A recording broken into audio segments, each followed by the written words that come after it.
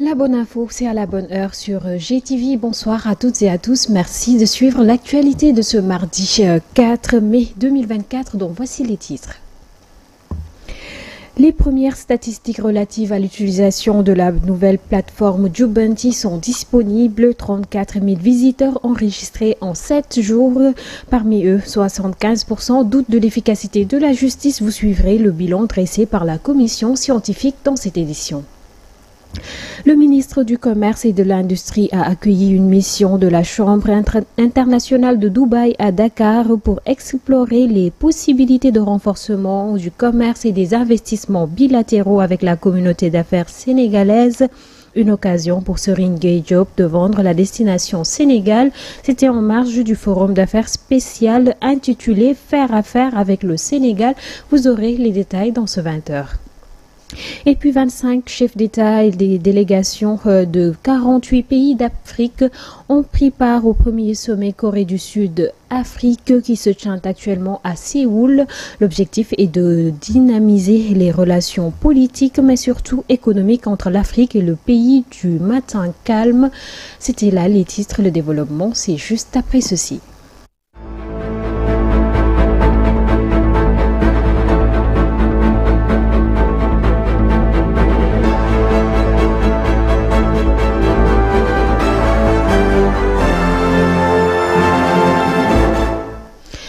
Un immense plaisir de vous retrouver comme à l'accoutumée dans la bonne heure, ce 20h. Chers téléspectateurs de GTV, l'information que nous démarrons avec la commission scientifique qui a fait un bilan des statistiques de la plateforme Jubanti. Selon Amadiba, le président de la dite commission, le bilan reste satisfaisant avec plus de 34 000 vues enregistrés durant les 7 jours, soit un pourcentage de 84% d'hommes et 16% de femmes dont la tranche d'âge est comprise entre 25 et 45 ans ont publié leur contribution.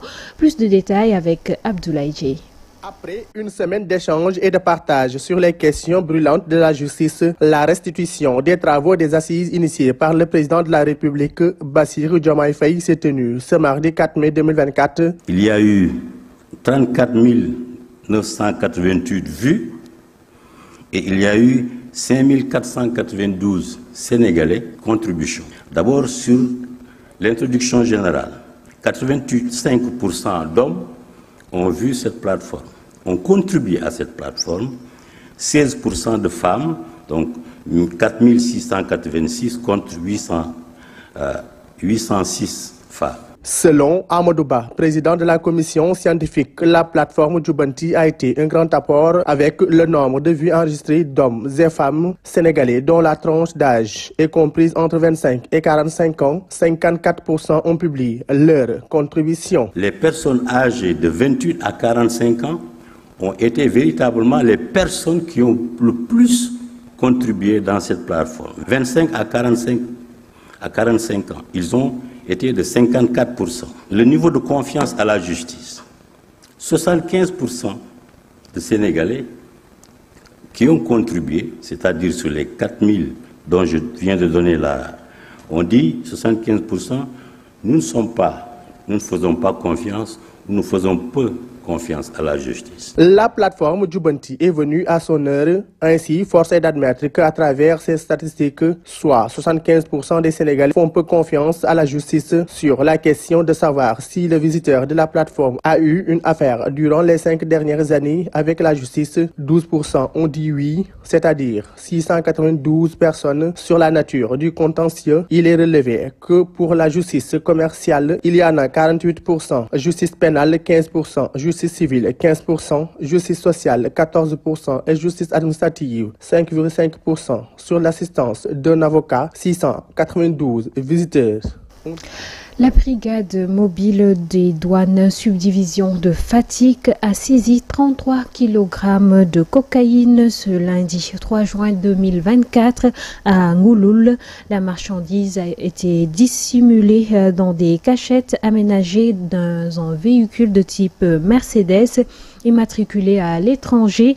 Ainsi, au cours de l'opération, les 3 individus qui ont commis cette forfaiture ont été arrêtés par les agents. Les détails avec Amsatou Gano.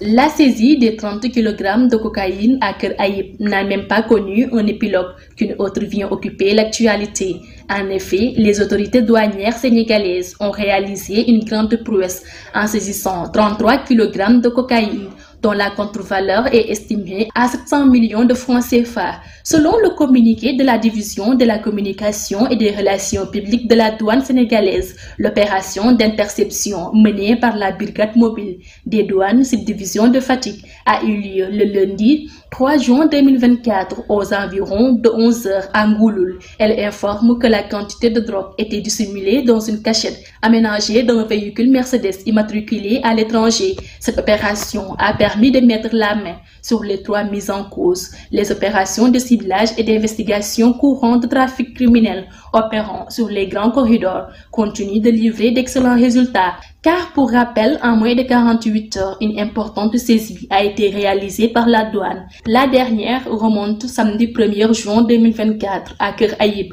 avec 30 kg de cocaïne d'une contre-valeur estimée à 2,4 milliards de francs CFA. Les agents de la brigade commerciale des douanes de Keur Aïb, subdivision de Kaolack, ont mené cette opération. Nous parlons à présent des résultats des assises de la justice. 450 personnes, des magistrats, avocats, mais aussi des membres de la société civile et des professeurs d'université se sont réunis depuis mardi 28 mai pour diagnostiquer le secteur de la justice. C'était à l'occasion du lancement de la journée nationale du dialogue. Ce mardi 4 mai était le dernier jour consacré à ces concertations et puis les participants viennent ainsi de faire état de leurs propositions de réforme suivant les différentes propositions ici résumées par Aïssatou Ba. La saisie des 30 kg de cocaïne à Keur Aïb n'a même pas connu un épilogue qu'une autre vient occuper l'actualité. En effet, les autorités douanières du procureur l'instauration d'un juge des libertés pour éviter le recours quasi systématique à la détention préventive, comme c'est le cas actuellement, la création d'une cour constitutionnelle pour remplacer l'actuel Conseil constitutionnel. Tels sont les principaux points qui font consensus ou les mesures de réforme les plus urgentes selon les participants au dialogue national des assises de la justice. Cette troisième proposition permettrait que les juges qui composent cette cour ne soient plus exclusivement nommés par le président de la République, comme c'est le cas pour le moment, ce qui pose régulièrement la question de la capacité de cette institution à être indépendante. Il a été également proposé que le Conseil de la magistrature ne soit plus seulement consultatif, qu'il y ait plus de pouvoir et d'examiner les pistes pour limiter les pouvoirs du président, qui pour l'heure nomme les magistrats qui composent le Conseil supérieur de la magistrature. Pas de consensus par contre sur la présence du président au sein du Conseil supérieur de magistrature. Les participants sont divisés sur la possibilité que le président n'en soit plus membre. Cependant, les propositions de réforme doivent désormais être synthétisées dans un rapport final qui sera remis au président de la République dans le courant de la semaine prochaine. La 28e réunion du comité ministériel du GEABA a réuni le ministre des Finances et du Budget, mais aussi le ministre de la Justice du Sénégal et d'autres personnalités. L'objectif de cette rencontre était de discuter des performances et défis des États membres dans la lutte contre le blanchiment d'argent, le financement du terrorisme et la prolifération des armes de destruction massive. Selon le prince Latif Fagbemi, président de cette 28e réunion du comité ministériel, il faut une coopération entre les États pour une lutte efficace. Prince Latif Fagbemi est au micro de Aïssatou Sow. Ceci est justement un signal très fort pour dire que la lutte contre le blanchiment de capitaux et le financement du terrorisme est une préoccupation majeure au sein de nos États membres. Mais nous sommes conscients que nous avons encore du pain sur la planche et nous allons continuer à travailler pour relever les défis. C'est très bien de savoir que vous êtes conscients que le mal est là et que nous devons tous nous battre pour résoudre ce problème. Je voudrais aussi dire que dans le cadre de l'enquête judiciaire, nous sommes en train de travailler, nous nous assurons qu'il y ait de la coopération entre nos États membres et voir comment prendre à bras le corps les difficultés auxquelles nous sommes confrontés. Comme je dis, il ne faut pas fuir le problème. Il faut s'attaquer au problème et le résoudre. Je crois beaucoup plus à des personnes, même si à de bonnes personnes qui gèrent ou qui cherchent à mettre en œuvre de mauvaises lois, que d'avoir de bonnes lois qui sont mises en œuvre par des bonnes personnes. En d'autres termes, l'intégrité des personnes est fondamentale. Rappelez-vous que ce comité ministériel se tient après la plénière du JABA.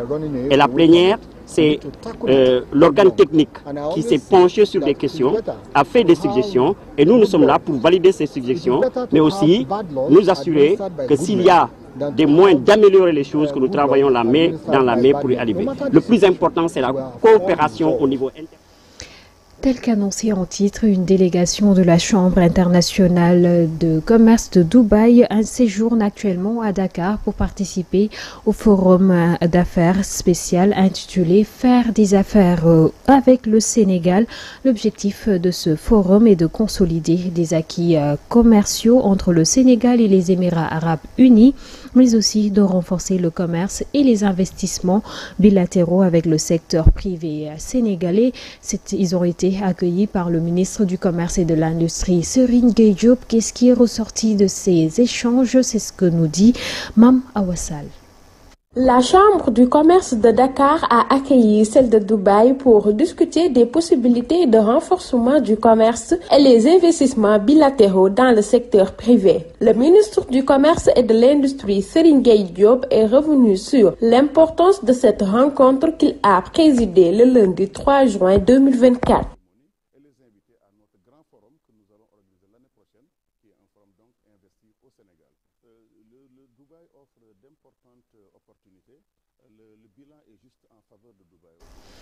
Toutes nos excuses, nous reviendrons probablement sur cet élément de Astousso. En attendant, nous poursuivons les informations avec les journalistes spécialisés en environnement en prélude de la journée mondiale de l'environnement prévue ce mercredi 5 juin. L'association des journalistes pour la transparence dans les ressources extractives intègre la presse environnementale, a organisé ce mardi 4 juin une conférence publique sous le thème l'agroforesterie, une solution pour la restauration des sols, l'autosuffisance alimentaire et la régénération des forêts, sous la présidence du ministre de l'Environnement Daouda Ngom et du directeur du Centre national de recherche forestière Tamsir Mbaye, qui reviennent sur l'importance de cette cérémonie, suivant leurs propos, plutôt les propos de Tamsir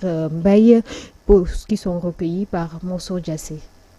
L'agroforesterie par l'arbre également permet aux communautés de développer des filières en lien avec l'arbre via des entreprises rurales qui améliorent les conditions de vie des communautés. C'est pourquoi cette thématique développée par cette association rentre en droite ligne avec la politique du gouvernement de la République du Sénégal, dont le ministre en charge de l'environnement et de la transition écologique a bien voulu présider la cérémonie, et dans son discours, il est fortement revenu sur l'intérêt d'avoir une telle association au niveau des journalistes pour être le courroie de transmission des politiques publiques de l'État et également de recevoir les différentes contraintes notées sur l'environnement pour lui trouver des solutions. International en brève, ce mardi 4 juin s'est ouvert le premier sommet Corée du Sud-Afrique de l'histoire à Séoul. 25 chefs d'État et les délégations de 48 pays du continent africain ont fait le déplacement dans la capitale coréenne. L'objectif de cette rencontre est de dynamiser les relations politiques, mais surtout économiques entre l'Afrique et le pays du matin calme. Outre l'économie, ce sommet est capital pour la diplomatie sud-coréenne, tout comme la plupart des partenaires techniques et financiers comme la Chine, l'Inde, le Japon, l'Union européenne et les États-Unis avant elle. La Corée du Sud se vante de vouloir mettre en place des partenariats plutôt gagnant-gagnant avec le continent africain. Ce sommet est donc aussi une manière de se démarquer. Sport à présent dans cette édition, les Lions du Sénégal devront se passer de Sadio Mané pour les 2 prochains matchs contre la RDC prévus le 6 juin et la Mauritanie pour le 9 juin de ce mois. Donc disons cette semaine, comptant donc pour la troisième et quatrième journée des éliminatoires du mondial 2026. Blessé en club, l'attaquant sénégalais est arrivé en sélection avec des douleurs au niveau du genou droit. Selon le journaliste sportif Omar Diaw, ce forfait sera ressenti par l'équipe nationale. Cependant, Aliou Cissé pourrait bien avoir une solution de rechange. Suivant Amsatou Gano pour les détails. Le forfait de Sadio Mané est forcément une mauvaise nouvelle pour l'équipe nationale du Sénégal qui engage, vous le savez, 2 matchs décisifs dans ces éliminatoires de la Coupe du Monde 2026. Et un tour décisif où on avait besoin de Sadio Mané, qui est certainement le leader technique de l'équipe nationale. Il n'y a pas de Sadio dépendance, mais quand on regarde les 10 derniers matchs du Sénégal, Sadio Mané a toujours été décisif et il est même le joueur le plus décisif de cette équipe. Son absence pesera forcément dans le prochain match contre la RDC. Maintenant, Sadio... Et voilà, c'est tout pour l'actualité de ce mardi. La bonne heure revient demain à 12h. Pour ma part, je vous retrouverai à 20h pour d'autres actualités. D'ici là, portez-vous bien et excellente suite de soirée en compagnie des programmes de GTV. Bonsoir.